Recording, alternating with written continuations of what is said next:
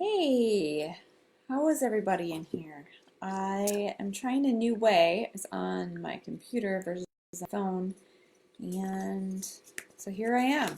Hi, I am here to talk about sunscreen today and its relationship with vitamin D as well. So it's kind of two different topics, but they're related in a lot of ways. Um, So I'm just going to get started. We'll just get going. I'm going to dive in. There's a lot of information out there on sunscreen, and I was completely honest the other day when I said, like, this was not something I was really excited about digging into. It just seemed like a lot of chemicals, a lot of names, a lot of um, misdirection in information. And I honestly kind of get a little bit frustrated when there's things that are on the market that are out there that seem like they should be perfectly safe for us. I mean, they're allowed to be in the stores and be sold to us, and then we find out that they aren't good for you and they aren't good for your kids and your babies and the whole works. And so those types of things kind of frustrate me, which actually makes this the best topic for this sort of a group because just hitting things like kind of head on and go ahead and looking in. Sorry, that light is kind of, I don't know what the light's going to do. But if it's flickering, hi Jessica, thanks for joining. Okay, so just hitting out with a bang. I had a list of questions on our blog that I'm going to kind of just go down. I'm going to say the question and then in a little bit of an answer. Some of them will have a lot more of an explanation to than other ones. So if there's any questions or something that I kind of glaze over, some of that is just so that like this topic could go on and on and on, and I don't want this to be like the longest video you've ever seen. So in an effort to make it kind of concise and get you the information that you need to get because we're all busy, I'm gonna do it that way. So if you have questions, I'll answer later. All right, why is vitamin D important? And I said this a little bit yesterday, is that vitamin D is actually really good for helping our bodies for bone health, which I did not even know that it was good for bone health. I don't know. I, in my head, just kind of imagined vitamin D being all about mental health. And I think it's because I live in Wisconsin and we're in the north and we always talk about like soaking up our vitamin D, not getting as much sun exposure and how that seems to affect people's moods and all that sort of thing. And it turns out that none of that is really scientifically proven. Um, so I was like, okay, so check one for not knowing what I'm talking about when I talk. It also, though, it is known to really boost the immune system. So there is a lot to getting the proper amount of vitamin D that not only helps prevent things like osteoporosis with bone health, but then also boosts our immune system, which honestly we all need all of the time, all year round, even though we might not get quite as much sun. And so I didn't understand this part either, is how do we get the vitamin D? Well, it's so important to our health that our body actually can make it itself. And it's the UVB rays. Sorry, I have little notes on here again. That's just kind of my thing. UVB rays interact with a protein on our skin, and that protein helps to convert it into vitamin D3, which is an active form of vitamin D, which our body can then absorb, take, and use throughout the system. So this is one way that we can get it, and like I mentioned yesterday in my post, it really only takes 10 to 15 minutes of sun exposure on our arms, back, chest, legs, like 2 to 3 times a week. So it's not like we need this all of the time. We need it in massive amounts. Our body's actually pretty good at producing this on its own. So what do we do if we live somewhere where we just don't get very much sun exposure, especially during certain times of the year? Like right now, like the only thing that really sees the sun is like my hands, maybe my arms, a tiny bit, in my face, which I put sunscreen on. So you can eat your vitamin D. So you can get it from, certain vegetables, such as like a spinach. I'm going to check my list so that I don't just graze. Oh, here it is. Fatty fish such as salmon, mackerel, and tuna are especially good sources. Egg yolks, beef liver, and cheese. Okay, so a lot of these, there's actually kind of a small amount in them, so it's a little bit hard all of the time to just eat natural foods. Now, ideally, you would want to eat natural foods and get the proper amount of sun and not have to take a supplement.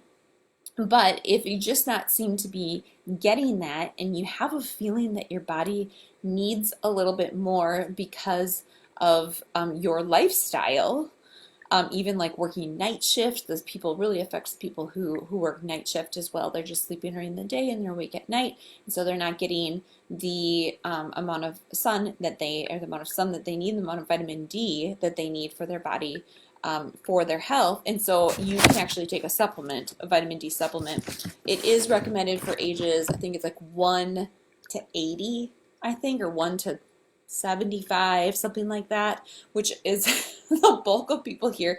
600 IUs is the daily recommendation. And they say age 1 and under, consult your physician, consult your doctor, your pediatrician. The baby is probably getting what it needs, but if it's not, then consult with them as to the amount. But after 1 year of age, all the way up until about 80, and then there was like some higher levels needed, mostly for that bone growth, which I didn't even know that was as much as it was. So there we go. There is a lot of, and I even kind of touched on this when I first started there. I thought that it had a lot more to do with like mood, depression, some of those types of things. And it turns out that there's not clinical studies that are done to confirm that it is actually vitamin D. They did see some associations with vitamin D, but they still not enough to say vitamin D does this. Okay, so if you hear more claims, it's not that they're not true or that that's not something that potentially they will find out, like more things that vitamin D can do or influence in our body. As we know, we're really, really complex systems. But things like, and I'm just going to read them off here, autoimmune disease, cancer, chronic pain, depression, diabetes, heart disease, blood pressure, flu, neuromuscular diseases, osteoporosis, which I touched on osteoporosis before with the bone growth. So there are quite a few things that are associated with getting proper amounts of vitamin D that are not necessarily, haven't done the proper clinical trials to say, yes, this is what helps these people improved versus, it was just a lower incidence and it just might be by chance that vitamin D was involved in them. So some clarification on that. Okay, so getting onto the questions. Can using sunscreen prevent you from getting enough vitamin D? False. Okay, it can't really.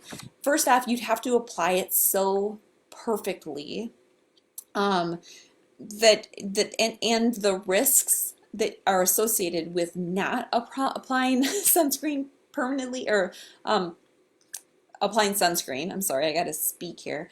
The risks associated with it are so much higher than the slight depletion of vitamin D that you're gonna get enough and get proper protection from your sunscreen. So don't skip the sunscreen in the hot part of the day thinking I really need to get my vitamin D, because that is a false statement that is pretty much unanimous no matter where I looked. There wasn't anyone who was like, oh, it might kind of be okay. No, they like pretty much say you have to have the sun protection, and that don't worry, you will get enough vitamin D if you are out in the sun, basically because you're never going to apply it and get 100% blockage of the UVB rays if you are outside, unless you're wearing clothing and things to cover it up, which again, it kind of circles around. Okay, now to sunscreen. What sunscreens are safe? And actually, I'm going to just skip down a couple other ones. Is like, if I should avoid them, why are they on the store shelves? This was the part of this whole thing that really frustrated me, because I was like, why, if you can buy them, why can you buy them? Why are they even a thing if it is? So there's two different ways to block UVB. So first off, just back to basics. The sun, through our ozone, sends UVA rays and UVB rays. SPF, when you see sunscreen has an SPF, that is only a relationship with the UVB rays and the blockage that the UV that sunscreen will have for UVB rays. Okay, that was another thing which I kind of had just kind of glazed over. I know I'm an adult and I should know these things, but like I just glazed over the whole UVA, UVB, and I was like, does it block stuff? So knowing that there's actually two different things that you need to block. The UVB is what reacts with the protein in our skin to make vitamin D. So we're connecting all the dots along here. So, why are these things on the shelves if they're not safe for our body? So getting back to it, chemical blockers versus of UVB and physical blockers of UVB. So they have these two different ones. The chemical ones have they have a few things that lend them to be easier to use. One is that it's a chemical reaction that actually happens on your skin that creates a protective layer. Okay, which is nice because there's not full particles. You can put it in sprays. It goes on really smooth.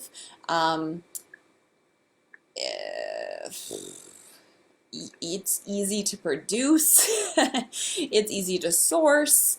There's a few things there that lend themselves to that, and that convenience really does go a long way, especially for families and things. Like if you just like, that's when those spray sunscreens came out, I was like, oh my gosh, this is the best thing ever.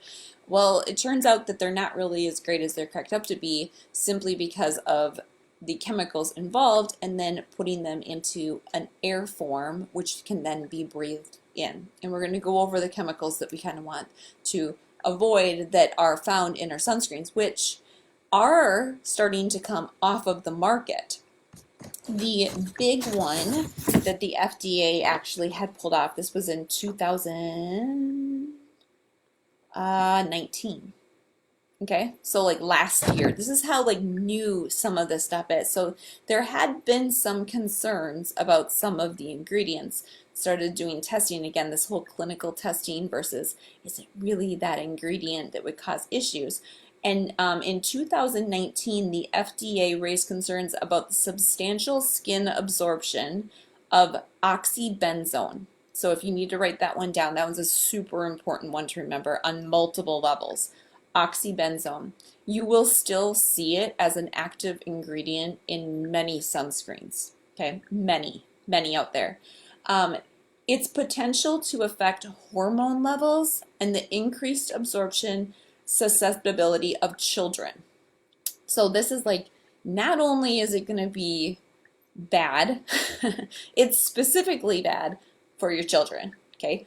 And the hormones related with your children, the hormones related for pregnant women as well. And I'm going to get a couple of those studies. Okay.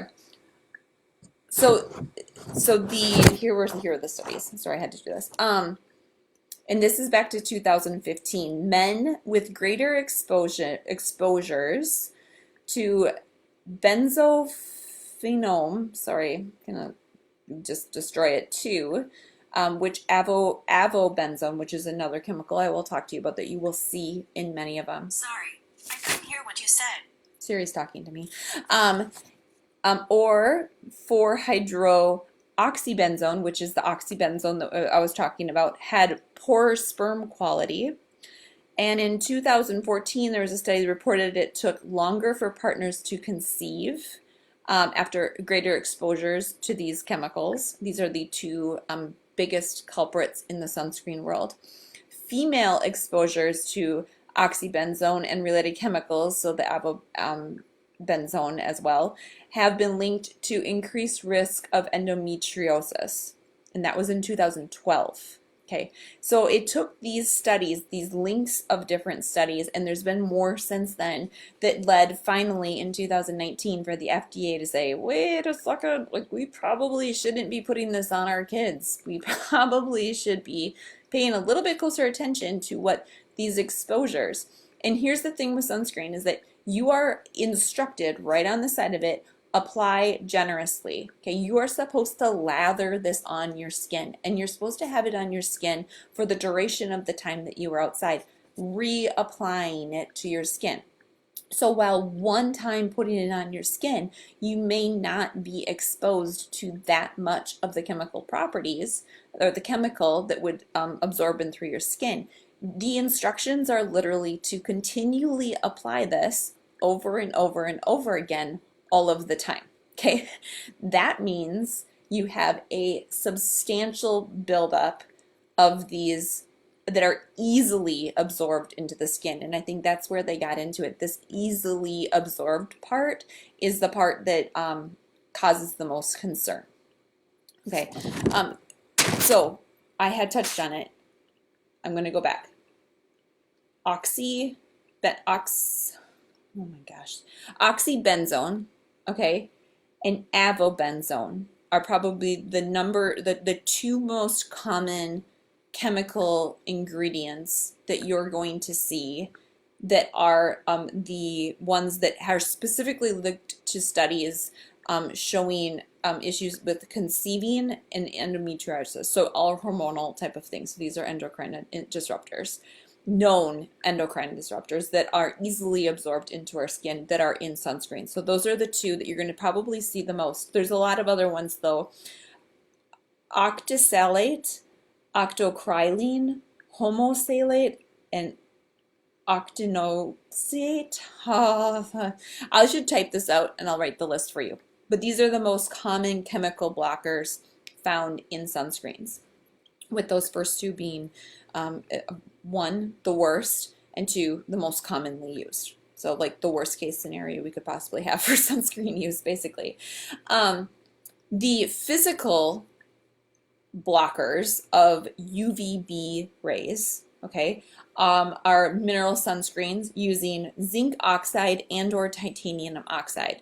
So what manufacturers have tried to do, and I'm just going to insert this in here so you have this information along with the idea of zinc oxide and titanium oxide, is because these are white and they are a little bit grittier, okay, because they are a physical barrier that you're putting between you and the sun. And so that's how it blocks the rays. There's no reaction. There's no like just lather it on. You got it good enough. You know, it'll kind of react in that area. That's not how the way this works. It has to be on and it has to be blocking. Okay, so that means that you have to put them on. But with this gritty and the white appearance, people wanted to affect that. So they started to make nanoparticles of these. Okay, which has its whole additional slew of issues. The biggest being environmental, which I will get to the environmental side of it. But also these nanoparticles can absorb into the skin. We just don't know their effects yet. So why get away from something that was absorbing into our skin, causing clearly negative effects, and switch over to something else that's absorbing the skin? We just don't know yet what it could do. Okay, so in my opinion, and from what I found from my research, if you're sticking with a zinc oxide or titanium oxide non-nano, that's going to be your best physical blocking of for a sunscreen for like the active ingredients. So usually we'll have a whole bunch of ingredients, but you're going to look for the active ingredients that are in there. Getting away from the chemicals just a tiny bit. A couple suggestions. They say at least 15 SPF or higher, and they're actually like talking about banning. I don't know if it's actually enacted yet, but banning any that are over 50 SPF because there's not inconclusive.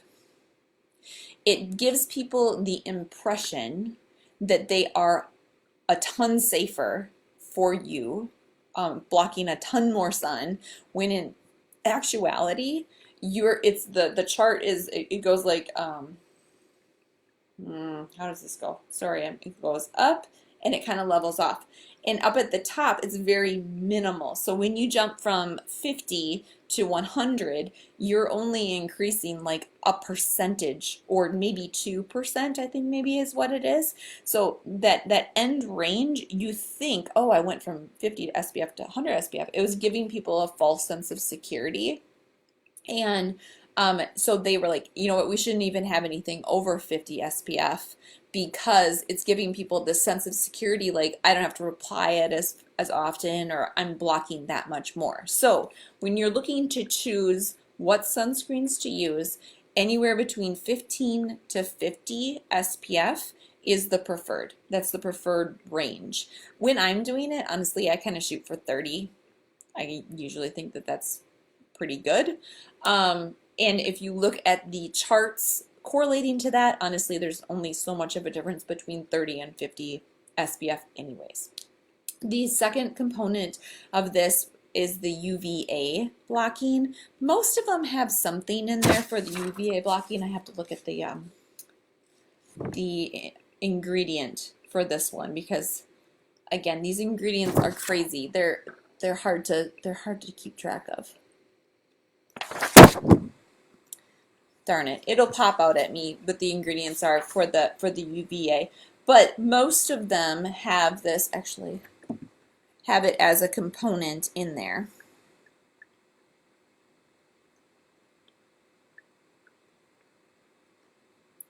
Okay, instead of wasting a bunch of time, I'm gonna come back to that one. So I'll come back to the UVA part of it because if you are like, oh, that's great, well, I'm not going to go out in the sun, I'm just going to go in the tanning bed, which I know, here's a little tangent for you for a second.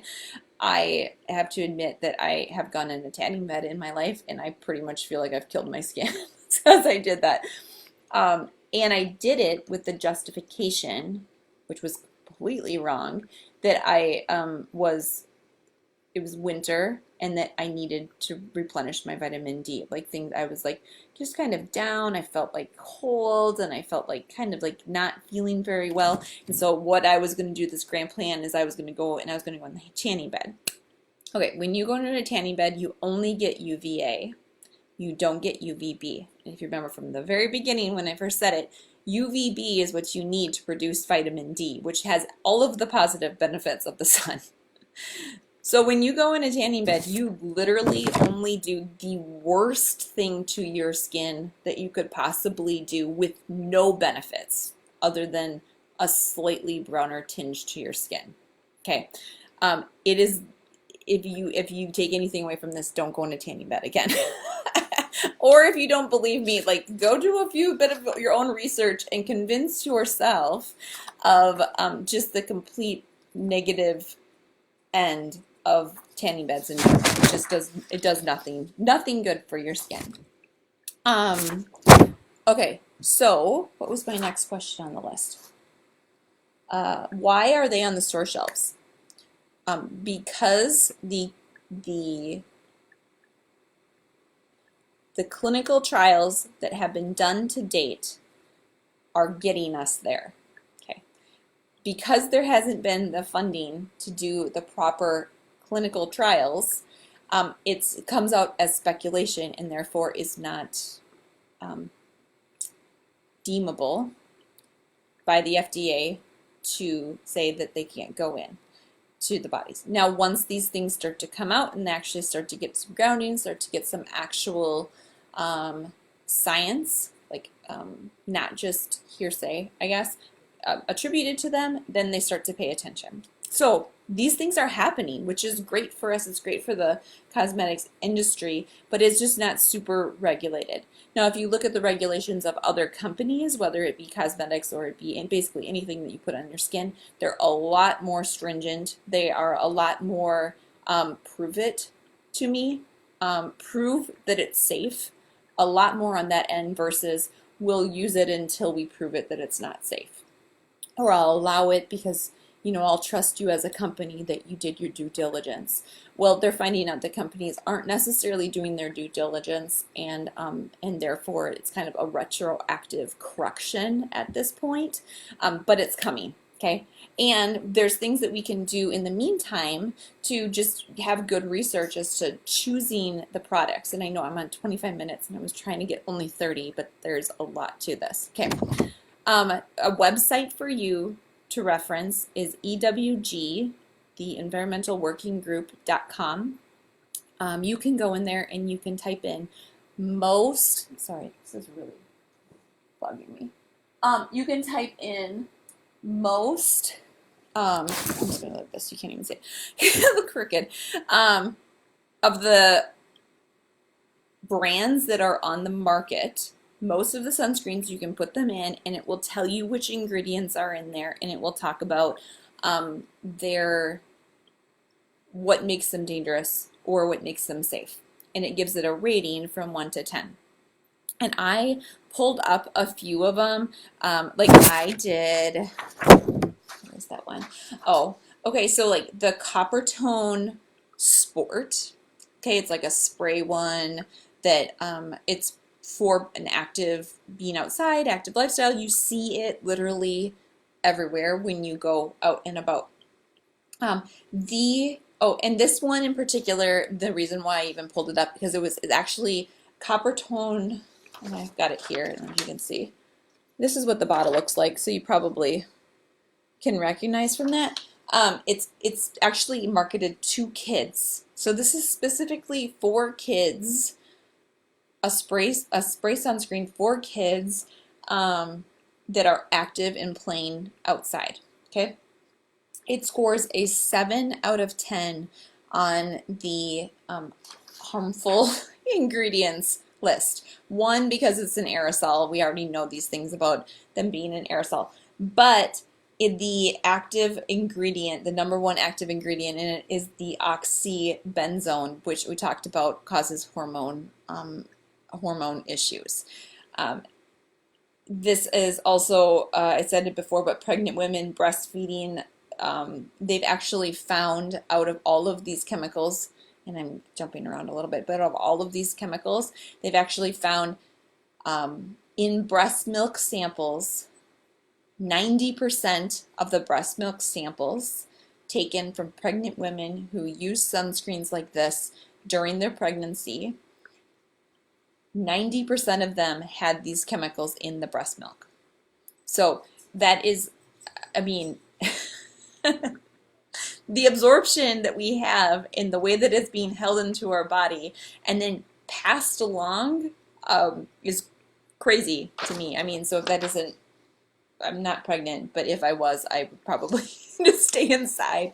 No, I'm kidding. I would use these safer sunscreens. I would not use anything with oxybenzone or avobenzone in it. Okay, so what are the environmental impacts? Oh, first off, I'm going to show you a couple good ones, okay? I have some here, and yesterday when I had asked about like anybody's favorite, I haven't tried the Goddess Garden before.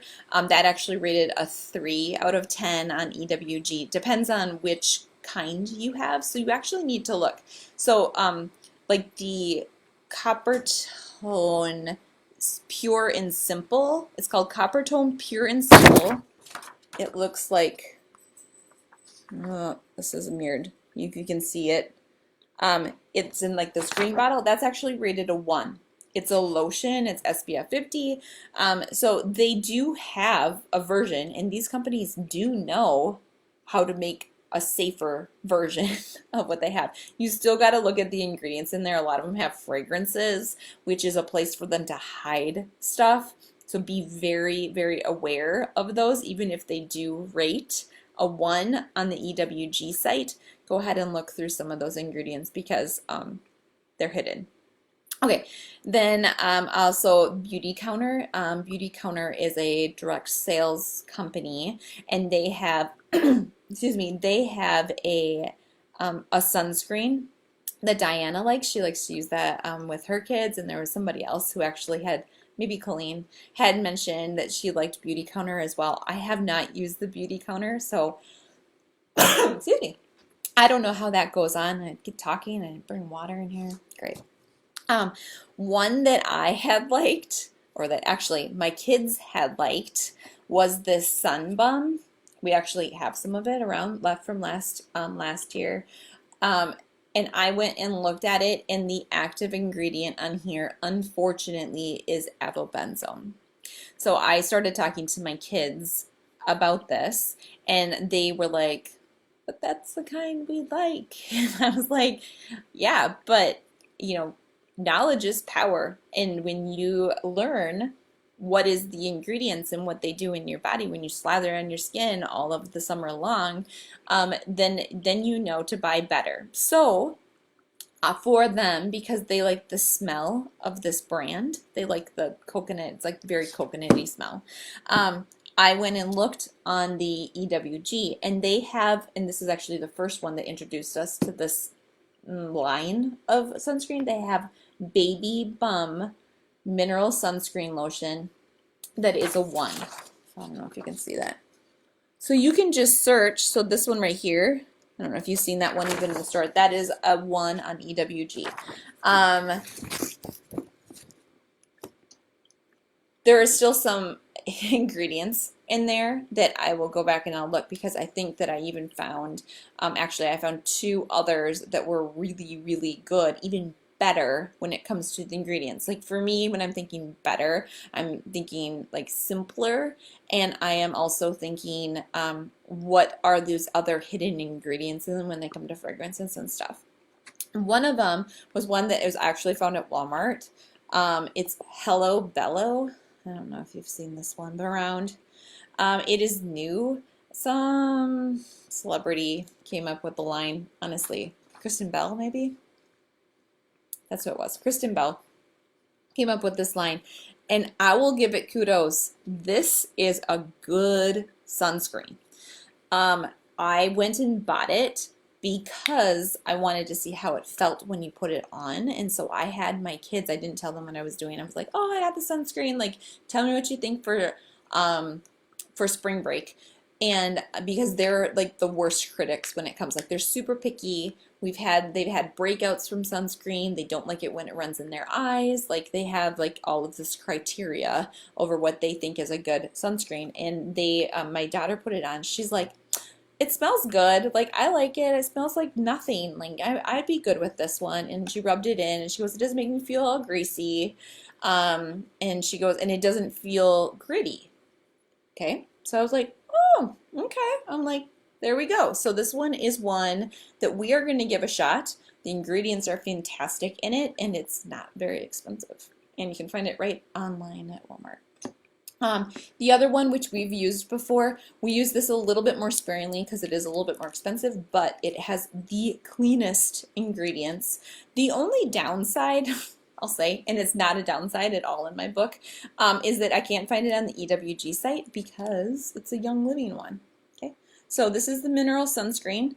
It's SPF 50. They also have a 10. Okay, so you have a 10 and a 50. Zinc oxide. They do say that if it's zinc oxide or the titanium oxide, that it's at least 19%, I think was the minimum, or 18% for blockage. And Young Living's is 22%. The Hello Bello is 20%. So both of them are over the needed amount, and both of them have the necessary UVA blocking as well, which I still can't find that ingredient that they talk about. It depends on which one it is. So the very last topic on here, sorry, I diverge down. So those are the ones that I came to. That does not mean that they're limited to that, but if you have something that you're like, I really would like to try this one, or I want to whatever, go and look it up on the EWG site. Just enter in even just the brand name, and it will pull up all the variations, and the amount of variation in the different brands was very surprising to me. Like, I kind of thought Coppertone, okay, Coppertone was really bad on that one. Why don't they just make all of them good for you? And they did have one that was good for you, so that didn't have the bad ingredients in it. So go ahead and look on there. And then, tell me what you think with the different consistencies, how it goes on. The Young Living one, I think that it takes a little bit more effort to rub in. I don't know if we noticed that with the Hello Bella, but again, we just got it and she put it on like the back of her hand. So she hasn't tried to apply this to her whole body. And then I also, again, that Baby Bum one because I like that one. Okay, the very last topic I'm going to touch on, and I'm going to try and be kind of brief, so sorry about the long video. Hopefully you guys love me. The very last thing is environmental concerns. This has come to light a bit more, actually May 2018. Lawmakers in Hawaii passed a bill banning the sale of sunscreens that contained oxybenzone and oxynoxate. Okay, so these are the two that they actually banned. Okay, so the copper tone I was talking about at the very beginning, the kids sport one, the one you would spray on your kid before they went snorkeling because you're on vacation, actually can bleach coral reefs. They have insanely negative effects on our marine life, including dolphins. Shoot, I forgot to print that out. It's on a different tab, and I don't want to get off of it. Anyways, it's irreparable damage that's done. They estimate that in 2015, this was an estimate that they did, that 14,000 tons of sunscreen are ending up in the world's oceans per year. 14,000 tons per year. That adding up is starting to have huge environmental impacts on our marine life and coral reefs. And this is another driver of some of these non-chemical type barriers. Now, I had mentioned the nano version, so that's if you want them to be like more sheer or maybe just smoother going on. They tried to do different things with them. The nano titanium oxide, titanium dioxide, and the nano zinc oxide are also critically bad for our marine life. So just another reason to not use them. And this was the kicker when it came to convincing my kids about, I don't know, they're middle schoolers. So like sometimes I have to do convincing that I probably should just be like, no, I'm the mom. But I still want them to have a little bit of buy-in on things. So if you don't do that, then you don't need to listen to this part. But basically I was like, hey guys, like these ingredients that are building up in our oceans, in our reefs, in the wildlife that you love to see are killing fish. This is what is in this. Okay, so when you go to camp and you are swimming in the lake, you are contributing to that by using this sunscreen. So let's find something that we all can like that's going to be easy not only on the environment but easy on our bodies, our hormones, our reproductive systems, and really keep us protected from the basic thing, which is skin cancer, okay, and skin damage. That is a wrap, I believe. All right, so I had what brands, environmental impact, ingredients to avoid, what sunscreens are safe. So the physical barrier is going to be the one that we're going to prefer. And then at the beginning we talked about the vitamin D. So, all right, I'm going to wrap it up real quick here so it's not lengthy and drawn out. I hope you guys learned something. I know just from doing this, you teach, you learn. I learned a ton, and I'm really, really proud that I was able to not only convince my husband about some of these things that I learned, but also to convince my kids and hopefully stop this just mindless buying of whatever is the most convenient product without very much thought as to its effects on our bodies and our effects on the environment as well. So you guys have a great day and a great weekend, and I hope you all stay healthy, and we'll see ya. Thank you.